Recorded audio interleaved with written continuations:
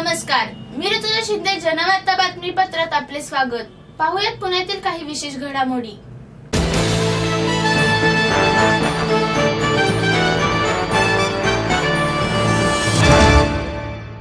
महिला आघाडी संघटनेचा नरेंद्र मोदी मंचासाठी संपूर्ण पाठिंबा देण्यात आला. महिला आघाडी संघटनेच्या नरेंद्र मोदी मंचासाठी संपूर्ण पाठिंबा देण्यात आला. तळागाळातील तसेच महिला संघटनेतील महिलांना शासनाच्या योजना समजण्यासाठी नरेंद्र मोदी मंच अंतर्गत मार्गदर्शन करण्यात आले. मोदींची असणारी योजना ज्यात मुद्रा लोन, पंतप्रधान मोदी योजना, अटल बिहारी योजना ह्या महिलांना समजावण्यात आले. त्यातूनच महिलांना खूप फायदा होईल, त्यांच्या असणाऱ्या सर्व समस्या सोडवण्यासाठी मदत होईल, असे मत महिला आघाडी संघटनेच्या अध्यक्षा दुर्गाताई शुक्रे यांनी व्यक्त केले. या त्यांनी मंचासाठी संपूर्ण पाठिंबा दिला आहे. यावेळी या कार्यक्रमास अध्यक्ष दुर्गाताई शुक्रे, महासचिव महाराष्ट्र प्रदेश महिला शाखेचे ईशाताई कोळेकर जैन, महासचिव महाराष्ट्र प्रदेश शब्बीरभाई टिंदाल आणि महिला आघाडी संघटनेचे सर्व महिला उपस्थित होते. आमच्या मोदी मंचावर सर्व प्रकारच्या विचार मंचावर सर्व प्रकारच्या महिला काम करत आहेत. तळागाळातल्या आहेत, स्लम एरियातल्या आहेत, मध्यमवर्गीय आहेत, एज्युकेटेड आहेत, सर्व पद्धतीच्या महिला आमच्याबरोबर काम करत आहेत. आणि आमची संघटना जास्तीत जास्त संख्येने वाढत चाललेली आहे. कारण का मोदी विचार मंचाच्या ज्या काही योजना आहेत त्या योजना आम्ही त्यांच्यापर्यंत पोचवायचं काम करत आहे. मग त्यात आहे मुद्रा लोन योजना आहे, प्रधानमंत्री योजना आहे, अटल बिहारी योजना आहेत, एक का काय अनेक योजना आहेत जे केंद्राच्या आहेत, राज्याच्या आहेत आणि महानगरपालिकेच्या आहेत. या योजना आम्ही महिलांपर्यंत पोचवतो. कारण का महिलांना त्याचा जो काही बेस आहे तोच माहीत नसतो आणि तो बेसच आम्ही त्यांच्यापर्यंत पोचवण्याचा प्रयत्न करत आहे. आणि ते आमचं काम आज गेली 6 महिने चालू आहे. आम्ही स्वतः गांधीच्या माध्यमातून माझे आज 200 ते 300 पेन्शनधारक आहेत. या माध्यमातून आम्ही ह्या योजना महिलांपर्यंत पोचवतो.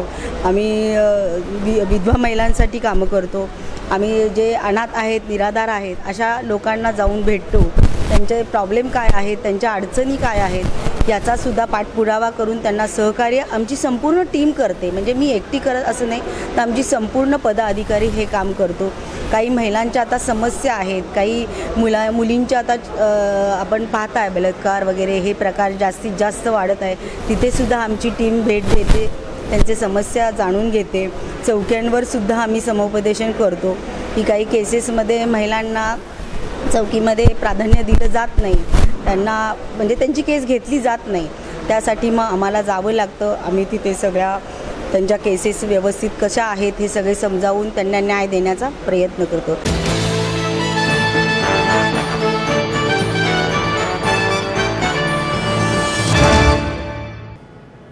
प्रभाग क्रमांक 32 मध्ये शिवसेनेचे उमेदवार सचिन दांगट यांनी नागरिकांसाठी जाणता राजा शिवछत्रपती नाटकाचे आयोजन केले. प्रभाग क्रमांक 32 मधील शिवसेनेचे उमेदवार सचिन दशरथ दांगट यांनी वारजे परिसरातील नागरिकांसाठी जाणता राजा शिवछत्रपती या महानाट्याचे आयोजन करण्यात आले. या महानाट्यामध्ये जगदंब क्रिएशन्सचे 75 मावळे आणि डॉक्टर अमोल कोल्हे हे स्वतः या महानाट्याचा भाग होते. यावेळी प्रभाग क्रमांक 32 मधील सर्व आजी, माजी युवा सेना, शिवसेना महिला आघाडी, कामगार सेना पदाधिकारी आणि शिवसैनिक मोठ्या संख्येने उपस्थित होते. वारजे परिसरातील शिवसेनेचे स्वीकृत सभासद सचिन दशरथ दांगट हे परिसरातील नागरिकांसाठी विविध उपक्रम वर्षभर राबवत असतात. त्याचाच एक भाग म्हणून या महानाट्याचे आयोजन करण्यात आले होते. या महानाट्यामध्ये शिवाजी महाराजांचे बालपण, त्यांना मिळालेली शिक्षा आणि त्यांनी केलेले कार्य यावर सादर करण्यात आले. मी सचिन दशरथ दांगट, स्वीकृत नगरसेवक शिवसेना. आज या ठिकाणी आमचे उपनेते डॉक्टर अमोलजी कोल्हे साहेब यांचा जाणता राजा शिवछत्रपती हा कार्यक्रमाचं आयोजन या ठिकाणी वारजे मावडी RMD कॉलेजवर आम्ही केलेलं आहे. वारजे परिसरात वारजे शिवसेनेचे अनेक कार्यक्रम घेत असताना ते कार्यक्रम लोकांपर्यंत पोहोचावे हा आमचा या ठिकाणी हा कार्यक्रम घेण्यामागचा प्रामाणिक हेतू होता. ॲव्हरेज 6 ते 7,000 खुर्च्यांचं या ठिकाणी आम्ही लोकांच्या बैठकीची व्यवस्था केलेली आहे. किमान 5 ते 6,000 लोक आता या ठिकाणी कार्यक्रम पाहण्यास आलेले आहेत.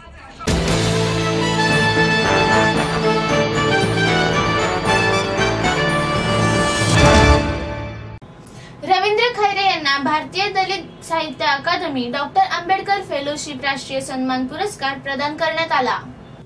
नवी दिल्ली येथे आयोजित केलेल्या 32व्या दलित साहित्यकार संमेलनात समाजसेवेच्या क्षेत्रात उल्लेखनीय कार्य केल्याबद्दल पुण्यातून सामाजिक कार्यकर्ते श्री रवींद्र खैरे यांची निवड करण्यात आली होती। त्यांना केंद्रीय मंत्री रामविलास पासवान यांच्या हस्ते सन्मान चिन्ह व प्रशस्ती पत्रक देऊन प्रदान करण्यात आले आहे। यावेळेस अकादमीचे राष्ट्रीय अध्यक्ष डॉक्टर सुमानक्षर, प्रदेश अध्यक्ष आनंद गवळी, कोकण विभाग अध्यक्ष बाळकृष्ण कांबळे, राष्ट्रीय नेते बबनराव घोलप व्यासपीठावर उपस्थित होते। हा पुरस्कार रवींद्र खैरे यांना त्यांच्या सामाजिक क्षेत्रात दिलेल्या योगदानाबद्दल देण्यात आला आहे। या पुरस्कारासाठी संपूर्ण देशातून पुरस्कर्त्यांची निवड करण्यात येते। पुरस्कार निवड समितीने एकमताने पुण्यातून रवींद्र खैरे यांची निवड केली। या पुरस्काराचे यंदा 32वे वर्ष होते।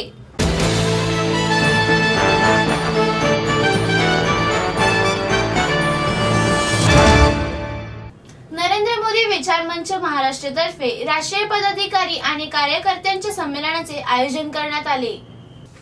नरेंद्र मोदी विचार मंच महाराष्ट्रतर्फे राष्ट्रीय पदाधिकारी आणि कार्यकर्त्यांच्या संमेलनाचे आयोजन करण्यात आले होते। संपूर्ण महाराष्ट्रात जनसामान्यांपर्यंत नरेंद्र मोदीचे विचार पोहोचवण्यासाठी नरेंद्र मोदी विचार मंचाची स्थापना करण्यात आली। या कार्यक्रमाचे आयोजक महासचिव महाराष्ट्र प्रदेश अल्पसंख्याकांचे शब्बीर भाई टिंडाल यांनी केले आहे। यांच्या अंतर्गत महासचिव महाराष्ट्र प्रदेश महिला शाखेचे ईशाताई कोळेकर यांनी पुण्यात या कार्यक्रमाचे नियोजन केले होते। यावेळी कात्रज येथील अँबियन्स सेंटरमध्ये हा कार्यक्रम ठेवण्यात आला होता। सर्वसामान्यांपर्यंत तसेच महिलांना नरेंद्र मोदींचे विचार समजण्यासाठी आणि त्यातून त्यांच्या विचारांचा आदर्श घेण्यासाठी नरेंद्र मोदी विचार मंचाची गरज आहे। यातून उद्याचा भारत सशक्त आणि सामर्थ्यवान ठरेल असे कोळेकर यांनी व्यक्त केले। या कार्यक्रमास मंचाचे राष्ट्रीय पदाधिकारी कार्यकर्ते, महिला आघाडीच्या सर्व महिला, विनोद जैन, चंदन पवार, आनंद कुलकर्णी, संगीताताई प्रधान, दुर्गा शुक्रे तसेच अन्य मान्यवर उपस्थित होते। नमस्कार। खरं तर सामाजिक कार्याची खूप लहानपणापासून आवड आहे आणि ते छोट्या मोठ्या आपल्या भागातनं काम करत आजपर्यंत मी आलेले आहे आणि त्याचंच हे फळ की आज नरेंद्र मोदी विचार मंचमध्ये महाराष्ट्रासाठी काम करायची संधी मला मिळालेली आहे, हे मी माझं भाग्य समजते। जेव्हा सामाजिक कामं करत होते त्यावेळेस अशी जाणीव झाली की कुठेतरी आपल्याला जेव्हा ऑन रोल यायचं आहे, मोठ्या प्रमाणात काम करायचं आहे, तर कुठेतरी चांगल्या संघटनेसोबत जुळणं गरजेचं आहे आणि महिलांचे जे प्रश्न माझ्यापर्यंत यायचे त्याच्यासाठी आवाज उचलण्यासाठी बरेच जण नुसतं चर्चा करतात, सक्षमीकरण, सबलीकरण, पण ॲक्च्युअलमध्ये त्या गोष्टी घडत नाही आणि स्त्रीच्या खऱ्या अस्तित्वासाठी आपल्याला हा लढा आहे आणि त्या लढ्यासाठी एक चांगला प्लॅटफॉर्म हवा असतो। तोच प्लॅटफॉर्म मला नरेंद्र मोदी विचार मंचमध्ये मिळालेला आहे आणि या प्लॅटफॉर्मच्या माध्यमातून येत्या प्रत्येकजण स्वतः किंग होण्याचं स्वप्न असतं, पण माझं स्वप्न असं आहे की त्या पुणे शहरामध्ये अशा 100 लेडीज येत्या वर्षभरामध्ये किंग असतील आणि किंग मेकर व्हायला मला आवडेल। दुसरी गोष्ट, आजच्या कार्यक्रमाचं नियोजन करण्यामागचा उद्देश असा होता की नरेंद्र मोदी विचार मंच हा खरोखर विचारांचा मंच आहे आणि तो विचार लोकांपर्यंत पोहोचावा। मग विचार कुठले पोहोचावे, तर मोदी साहेबांनी जे काम केलेलं आहे, त्यांचे जे कामाचं स्वरूप आहे, त्यांच्यामध्ये असलेले त्यांचं जे स्वतःचं एक अस्तित्व आहे ते लोकांपर्यंत आहे तसं पोहोचावं आणि त्यासाठी आमची तळमळ चालली आहे। कारण आज एक सच्चा नागरिक, सच्चा देशभक्त आणि सच्चा लीडर आपल्या देशाला मोदी साहेबांच्या माध्यमातून मिळालेला आहे आणि या देशाला भारताच्या महासत्तेकडे होण्यासाठी जे पाऊल त्यांनी उचललेलं आहे आणि त्याच्या जे स्वप्न आहे ते प्रत्येक नागरिक हा सक्षम असावा, त्याच्या घरामध्ये तो ज्या अडचणीत म्हणजे गरिबी ही जो प्रकार आहे तो सगळा बाजूला होऊन त्याचा व्यावसायिक, आर्थिक आणि मानसिक, वैचारिक पातळीवर सगळा बदल घडून तो सक्षम व्हावा, यासाठी त्यांचा जो प्रयत्न आहे त्याच्यासाठी आमची महिला आघाडी आणि आमचे प्रयत्न नक्कीच असणार आहे।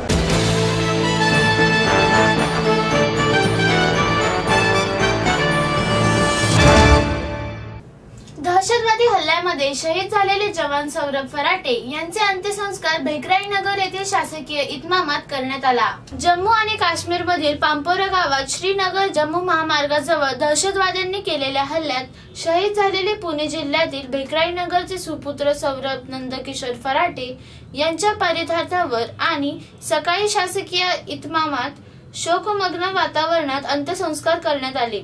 यावेळी जलसंपदा, जलसंधारण व संसदीय कार्य राज्यमंत्री विजय शिवतारे, महापौर प्रशांत जगताप, खासदार अनिल शिरोळे यांनी पुष्पचक्र अर्पण करून श्रद्धांजली वाहिली।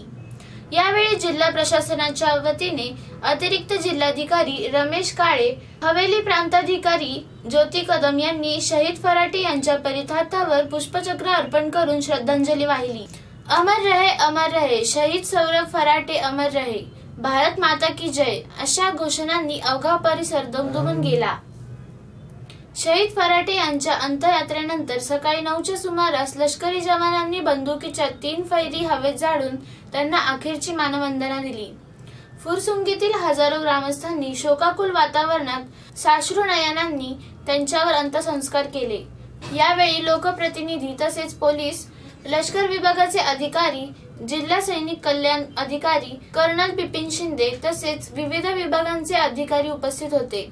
स्मारक उभारण्यासाठी राज्य शासनाच्या वतीने निधी मिळवून देण्याचा प्रयत्न करू अशी राज्यमंत्री शिवतारे यांनी ग्वाही दिली। शहीद सौरभ फराटे यांच्या शोक सभेमध्ये बोलताना भेकराई नगर येथे स्मारक उभारण्यासाठी निधी मिळवून देण्यासाठी मुख्यमंत्री महोदयांशी चर्चा करून अधिकाधिक निधी मिळवून देण्यासाठी प्रयत्न करण्यात येतील अशी ग्वाही राज्यमंत्री विजय शिवतारे यांनी यावेळी दिली। महापौर प्रशांत जगताप म्हणाले, शहीद फराटे यांचे स्मारक उभारण्यासाठी महानगरपालिकेच्या वतीने प्रयत्न करू। खासदार अनिल शिरोळे यांनीही स्मारकासाठी केंद्र शासनाच्या वतीने प्रयत्न करण्याचे आश्वासन दिले। या दरम्यान राज्यमंत्री शिवतारे यांनी शहीद फराटे यांच्या घरी पिता नंदकिशोर फराटे, आई वीर माता मंगल फराटे, वीरपत्नी सोनाली फराटे व कुटुंबियांची भेट घेऊन त्यांचे सांत्वन केले।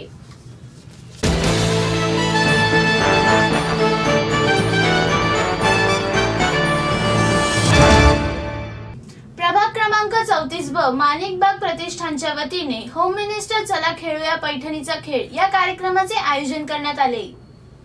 प्रभाग क्रमांक 34 माणिकबाग प्रतिष्ठानच्या वतीने होम मिनिस्टर चला खेळूया खेळ पैठणीचा या कार्यक्रमाचे आयोजन करण्यात आले।